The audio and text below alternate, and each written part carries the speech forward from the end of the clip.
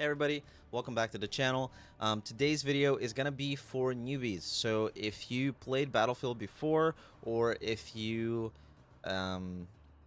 played the beta and kind of understand this game already, this video might not be for you. But if you come from Rainbow Six Siege, Counter-Strike, Call of Duty, Destiny 2, Overwatch, whatever you're playing at the moment, and you never experienced Battlefield before, and this is your first time encountering this game, I have a couple of suggestions and tips for you when you're playing. So we're gonna start with tip number one is think about revives and tickets. Now, what does this mean?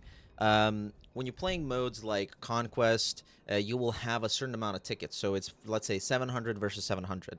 So the tickets get redacted by either upon death of a player or by controlling points, which are like from A, B, C, D, E, F, whatever.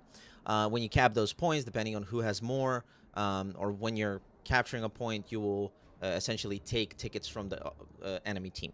Now, I mentioned this because a lot of people just die. They get knocked down and they hold spacebar and they just let themselves give up or whatever, die. This is a really bad practice that everybody does, and I catch myself doing it sometimes in fast-paced games. But this is really bad strategy-wise, because you have medics for a reason. There are 4 classes. In Battlefield 2042, they kind of changed that, but going back to their roots, you have assault, engineer, support, and recon, and this is how it really always was in Battlefield games. It was a game of balance. So you have the assault, which are going to be characters that are going to be going in first, and they're going to be eliminating enemy teams and players on points. Then you have engineers who are going to specialize in maintaining the vehicles that are in the battle, as well as hunting enemy vehicles. Then you have support, which is essentially going to be a medic who's going to supply you with ammo and also revive you. This is the important part and what we're talking about now. And then you have recon, which is going to give you intel and give you spawn points for your squad members. And we'll go over these a little bit more in depth later in the video, but right now I just want to tell you about the medic, because it's so important for you to understand that the defib that they have, defibrillators, it's so powerful and strong if you let the medics do what they need to do. So in some choke points on certain maps, you will get 6 or 7 teammates that get knocked down before you can actually push through a point. And when you do that, don't immediately give up, because your medics usually have smoke grenades, and they can also now, in previous game they couldn't, but now they can even drag you behind cover. So if you wait a second and hold your E, if you're playing on PC, if you hold E on your keyboard, it will let you stay knocked down longer and ask for medic's help. Now, you can also, when you first get knocked down, you can spam E a couple of times to kind of get the medic's attention that you are knocked down. You want to be kind of brought back up. And then while you're holding E, you can actually also spot check enemies. You can spot enemies that are close to you.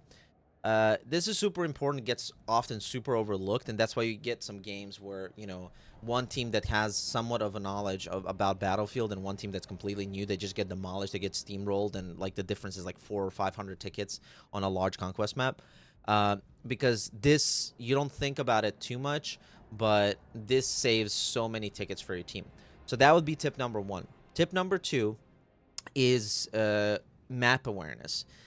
You will have a lot of players that are Siege players, Call of Duty, whatever, especially Call of Duty players, but they're super focused about holding a point and super focused on kills and KDA.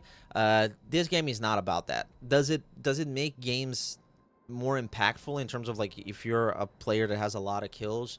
Are you going to benefit your team more?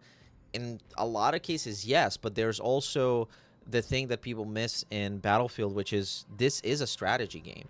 You need to have map awareness. You need to know about destruction. You need to know about enemy equipment. There's so many things that people miss in the grand scheme of things that I think if you started paying more attention to the map and to the minimap, you would get a lot more out of your gameplay, and it would feel more satisfying rather than just playing every mode. And they're vastly different, but when you play every mode just as deathmatch, it's to me at least, it feels pointless as somebody who's been playing Battlefield since Battlefield 1942, which was the first game they released.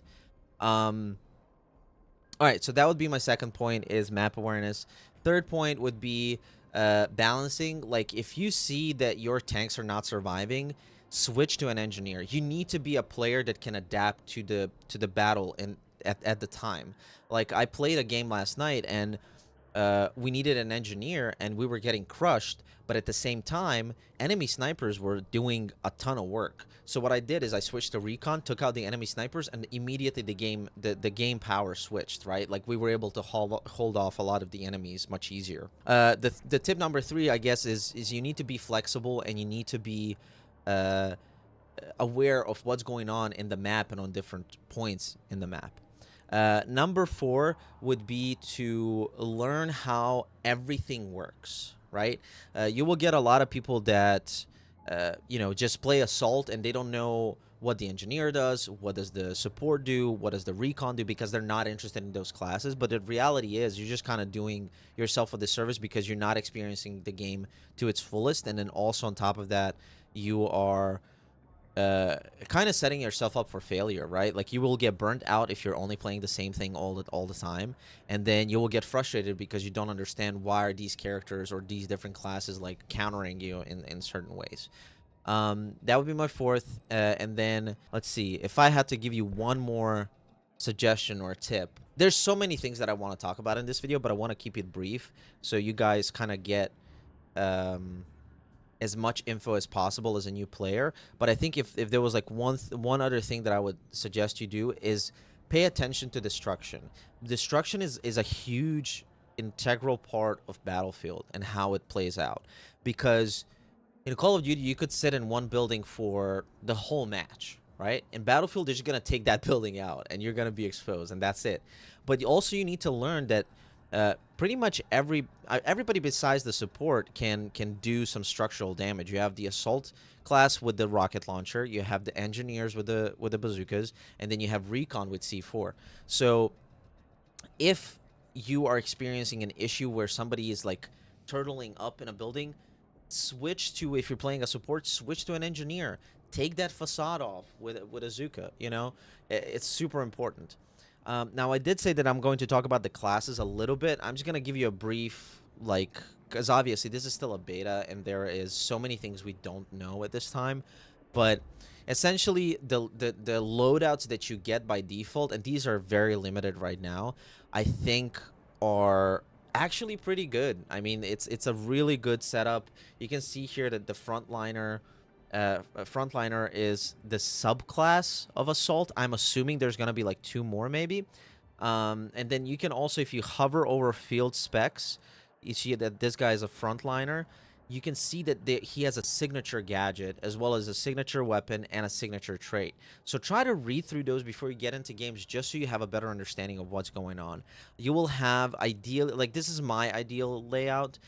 Usually they put a flash grenade for the assault, and I can see this being useful in some more fast-paced modes.